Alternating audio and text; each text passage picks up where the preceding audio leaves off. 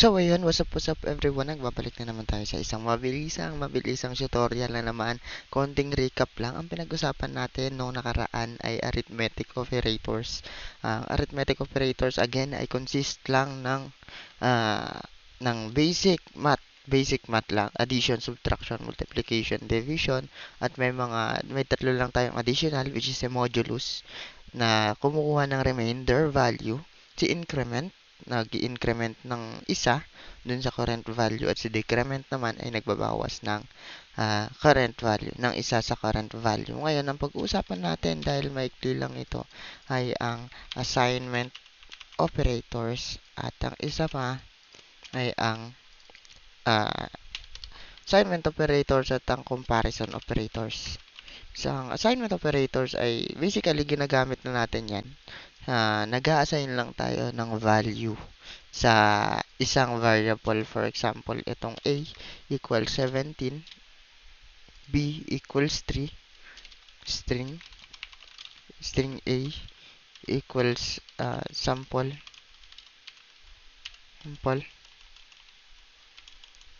string B pala, ay C, string C is equals to sample. For example, ganyan. Ayan. Nag-a-assign lang tayo ng value sa isang variable. Ngayon, merong mga special cases. For example, ang gusto mong gawin ay yung current value ni A ay dadagdagan mo ng dalawa. So, ano bang mangyayari dyan? Ang mangyayari dyan is ganito yung equivalent niyan. A is equals to A plus 2. Shortened na ang ginawa natin is gusto natin yung current value ni A ay madagdagan ng dalawa at i-equals naman natin, i-assign naman natin siya kay A. So, ang magiging value ni A is 17 plus 2, 19. So, dapat ganun yung value niyan. So, ilabas muna natin to. Ayan. Alisin natin to. At try nating i-run yung program natin. At ang value niya ay 19. Ngayon, yun, most likely yun lang kay assignment operators. Pwede ka rin mag-equals to. Ang magiging value naman yan ay 15, 17, since 19 na to. Kung mapapansin nyo, ang ginawa natin, nag-add tayo ng 2, then nagbawas tayo ng dalawa. Magiging equals naman yan is a minus 2, and so on. Pwede ka rin maglagay ng minus, divide, multiply, modulo, and more. So, next one is si comparison operator. Ano bang consist ni comparison operator? Saan ba ginagamit si comparison operator? Si comparison operator ay ginagamit madalas sa mga conditional statements o yung mga kailangan natin ng value na true or false.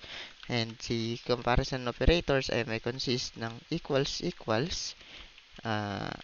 not equal, greater than, less than, greater than equal, and less than equal. Ayan. Ayan. Kita pa ba? Medyo delete na natin to. Nasa taas natin. Para maging visible siya. And pwede natin tong ilagay dito. Ay, sige. Okay na yan. So, ayan. Si equals, ang meaning niyan is true is equals true and 1 is equals to 1. For example, so 1, this would be true. Tama. Ang ginagawa niya is kino-compare niya kung si 1 ba ay equal to 1, which is true. Next is si not equal. Si 1 ba ay not equal to 1 naman, which is false. To ay true. Kasi syempre si 1 ay equal to 1. Si 1, sinasabi niya dito is 1 not equal to 1. Syempre false yan kasi 1 is equal to 1 nga.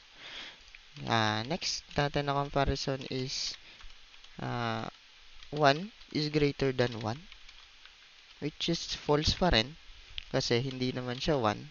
Hindi naman mas malaki si 1 kaysa kay 1. Then next one is si 1 ba ay less than 1.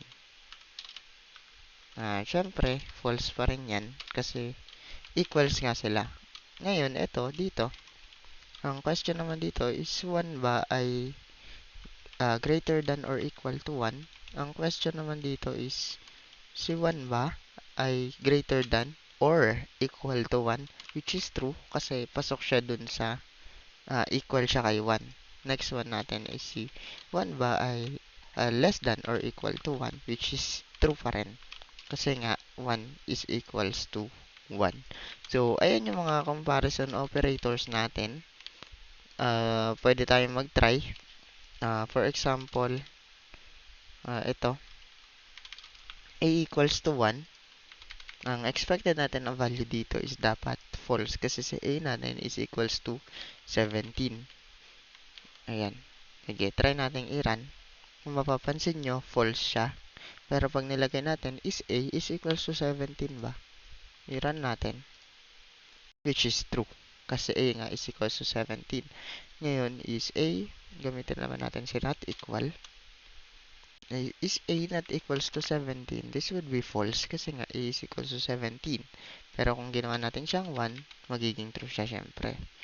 Next one is yung a. Is a is greater than 1 ba? Syempre, true to kasi a equals 17. Ba? Babalik talaga sa grade 4 yung mga hindi marunong mag-ano dyan. Mag-math dyan. Is a is less than 1? False yan. Syempre, 17 less than, mas mababa kay 1. Naku, bumalik ka talaga sa grade 4, pre. Kailangan mo mag-aral ulit. Konting dadasalan din kita para matuto ka agad. So, next one ay si a equals to, si a ba is less than or equal to 1. Syempre si 17, hindi siya mas maliit kay 1. Hindi rin siya equals kay 1. So, magpo-false ito. Pero kung ginawa natin siyang 17, 17, which is a is 17, hindi siya less than 17 pero equal siya kay 17. Dapat ito ay magto-true. Pag ginawa naman natin siyang 18, dapat magto-true naman ito. Ayan, magto-true pa rin yan. Ayan, 17 or 18 dapat true pa rin yan. So, next one ay greater than or equal to 17. Siyempre, equal siya, magto-true ito. And then, kung greater than 18 ba siya, magpo-false ito kasi 17 lang si A. Ayan. So, ayan.